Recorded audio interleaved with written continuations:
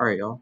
So here's some help on worksheet 4 just to make sure that you get some sort of process with how to factor, whether it's trinomials, factoring by difference of squares, or greatest common factor. I want to make sure I show you a couple of each. Always, every single time we're factoring, when I ask you to factor completely, or if I ever ask you, always start with the greatest common factor, which means we look at all three of these terms. X squared, 8x, and 12, do they have anything in common? All three of them don't, but we always want to start there because it might make our lives easier. No greatest common factor. Then it becomes, is there a way for us to factor this trinomial? And there is, right? That's when we use our area model. So I'm going to set that up. Again, how we use the area model, that x squared is always going to go in that first box there. That constant positive 12 is in that second box. And what we're looking for is what goes inside of these corners. Right now, that's where we use that idea of we're looking for two numbers that multiply to the last term. So they multiply to 12, and they have a sum of -8, or they add to -8. So really, you just have to figure out what are those two numbers. Multiplies to 12, adds to -8. I know 4 and 3 multiply to 12, but we can't get those to add to 8. 2 and 6, that seems good, right? So we can go, right? 2 times 6 gives us 12, but we need them to add to -8. Still a 2 and a 6. So this one's unique. If we want them to add to -8, we can make them both negative, which is good. -2 minus 6 is -8. If we make them both negative over here, does that change anything? -2 times -6 is positive 12, which is good. That's what we want. So we get that the two numbers are -2 and -6, so we can put those into our area. And again, it doesn't matter where you put them. I'm just going to put -2x here, again from the -2, -6x here from that -6. After you get to that point, we're looking at what's the greatest common for each column and each row. So I'm looking right here at x squared minus 6x. You look at those, what do they have in common? All they have in common is an x, so we can factor an x out using the greatest common factor. We look at -2x and positive 12. First thing that pops out in my mind is there's a negative on this leading term here on that -2, so we're going to take out a negative for sure. 2 and 12, what do those have in common? Well, that's a 2, so they have a -2 in common.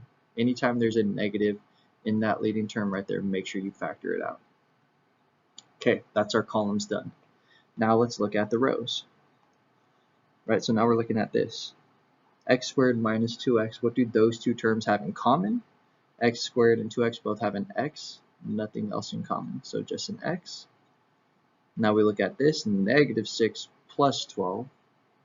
Sorry, -6x plus 12. Again, this -6x has a negative in its leading term there, so we're going to put the negative out inside, saying we're factoring out a negative, and 6 and 12 both can be factored by a 6 or divided evenly by a 6. So that would be our greatest common factor for that row, giving us our two factors of, I've lost my pen, x minus 2, right, this one at the top, and x minus 6, this one on the side, using our area model. So that's how we can do it. Now I'm going to go through this next one a little bit quicker. There's a little trick on it, but I want to show you that the area model, though it takes a little bit of writing, it's not too time consuming. So when I look at this, we check, is there a greatest common factor for the entire problem? No. X squared, x, and -6 don't have anything in common. All right, we move on. It's a trinomial, which means we have to factor it using the area model. So we set it up. Again, x squared goes in that upper left-hand corner, -6 in the bottom right. Now we're left with that idea of we're looking for two numbers that multiply to that last term, -6, and they have a sum of, if there's no number attached to that x right there, there's a 1, right? So we're looking for two numbers that multiply -6 and add to 1. 3 and 2, 6 and 1 are only multiples, so it has to be 3 and 2. How do we get those to sum to positive 1? 3 minus 2 is 1. 3 times -2 is -6. So our numbers are 3 and then -2. Pop in here, 3x, -2x, and now we're doing the greatest common factor. right? GCF of x squared and negative 2x is an x. Greatest common factor of 3x and negative 6, again, we're looking at columns right now, is a positive 3. We don't take out the negative, it has to be on that leading term. Look at the rows now. Greatest common factor of x squared minus 3x, or sorry, x squared and 3x is just an x. Greatest common factor of negative 2x minus 6, again, I emphasize the negative there because the negative comes out, and 2 and 6 have a 2 in common. So x and a minus 2 there for our greatest common factors, giving us x plus 3 and x minus 2 as our completely factored expression there. Alright, so we have a couple more questions here. Number 3, again, if you look at it, it's a trinomial, which means the only way we can factor this is by that area model or whatever factoring method you have for trinomials. Start with the greatest common factor. You look at x squared, negative 3x, and negative 10. Nothing in common, so we're just going to factor that. Again, I'm going to set up my area model here. X squared goes in the upper left, negative 10 in the bottom right. Okay, we're looking for two numbers. Multiply to negative 10, again that last term. Have a sum of negative 3, this middle term. 10 and 1, those won't work. 5 and 2, that seems good. We need them to sum to negative 3, which means then 5 has to be negative, 2 has to be positive. Negative 5 plus 2 is negative 3.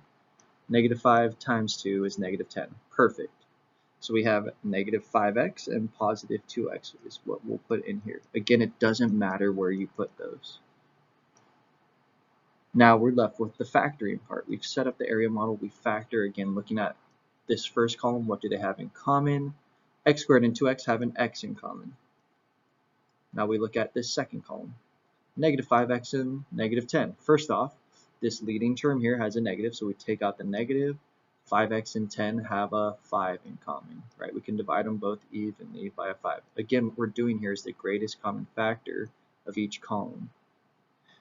After you do the columns, you move to the rows, kind of like Sudoku. We look at this row here, x squared and negative 5x. What do those have in common? Again, that's just an x that they have in common there. And then we look at this positive 2x and negative 10. What do those have in common? They have a positive 2 and 10 can both be divided by 2.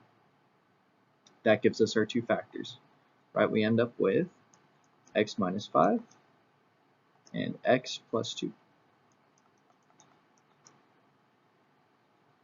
That's completely factored.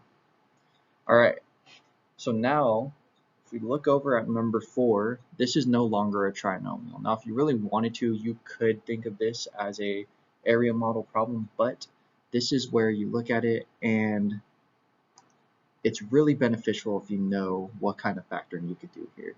Right, the first thing that pops out of my head is 16. That's a perfect square. We know the square root of 16.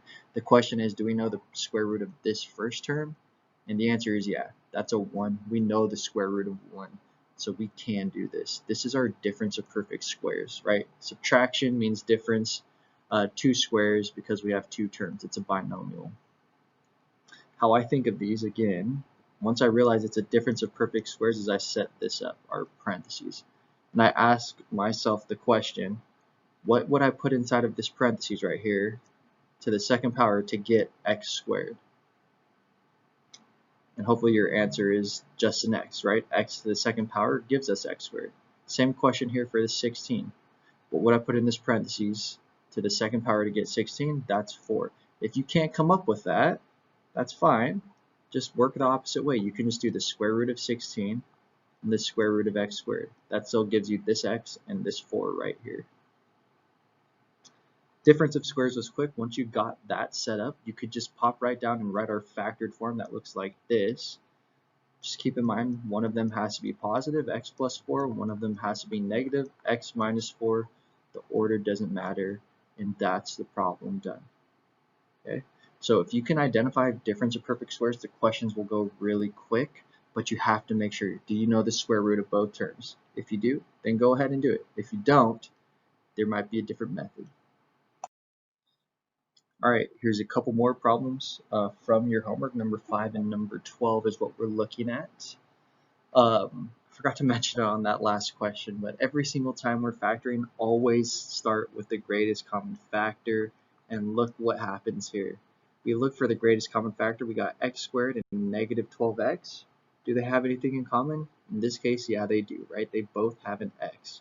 So the greatest common factor here is x, and we can factor using this. Right, if you remember that x, our greatest common factor, sits out in front, and we write what's left over. How we get what's left over is we're really just dividing by x here. We take an x out of x squared, we're left with just an x. We take an x out of 12x, and we're left with a minus 12. Can't go any further. That is your completely factored expression right there. Always start with the greatest common factor because sometimes you'll save yourself some time. Now we look at this, 25x squared minus 49. Now again, start with the greatest common factor. You look at it, 25 and 49, they don't have anything in common that they could be divisible by, so we can't do the greatest common factor here, but they do have something in common, and what they have in common is they're both perfect squares, right? We know the square root of 25 is 5. We know the square root of 49 is 7, which means we can do our difference of perfect squares here, right? Again, how that works is I ask myself, right when I see difference of perfect squares, what would we have to put in this parentheses, or what squared is 25x squared? Well, we know 5 to the second power is 25, x to the second power is x squared. Same question here for the 49. What would go in here to get the 49? That's a 7. We got 5x and 7. That allows us to write our factored form, which again looks like this: 5x plus 7, 5x minus 7, and we're done. That is completely factored right there. Always start with the greatest common factor. I'm going to have to make sure I keep reminding myself to do that because it will make your life easier. I don't want you looking at number 5 and be like, oh yeah, that's a difference of squares, right? Just because you see a squared. We could factor out the x there, and it ended up being a lot faster than that. All right, so here's the last set of questions that we're going to look at here. Again, every single time you're asked to factor something completely, start with the greatest common factor because it might make your life a lot easier. You look at this, 3, 8, and 4 don't have anything in common, so we can't do the greatest common factor yet. We're just going to go straight into our area model, where that first term sits in that upper left-hand corner, that last term goes in the bottom right. Now what made these different from our other factoring problems was this 3 that's sitting out in front. Usually we'd just be like, oh, what are two numbers that multiply to positive 4 and have a sum of negative 8? Those aren't going to work. What the difference was is when you have this leading term, this 3, you have to take it and multiply it to that back. So we go 3 times 4, which gives us a positive 12. So we're actually looking for numbers that multiply to positive 12 and have a sum of negative 8. Make sure you remember to multiply that first to the last. Okay, so we're looking for two numbers. They multiply to 12 and 8. Again, think of your multiples here. 1 and 12 aren't going to do it. 3 and 4 are close, but that gives us a 7. It has to be 2 and 6. Look at the sum. How do we get 2 and 6 to add to negative 8? Negative 2, negative 6. That gets us a negative 8. Negative 2 times negative 6 gives us a positive 12. So it checks out.